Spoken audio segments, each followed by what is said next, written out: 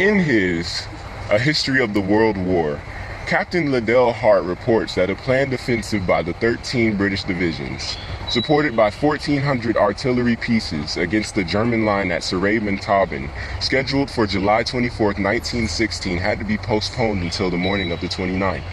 He comments that torrential rain caused this delay, which lacked any special significance.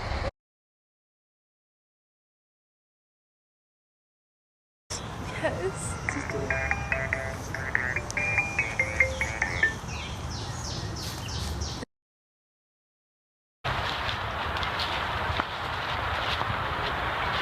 They're trying to haul. They're going to fall.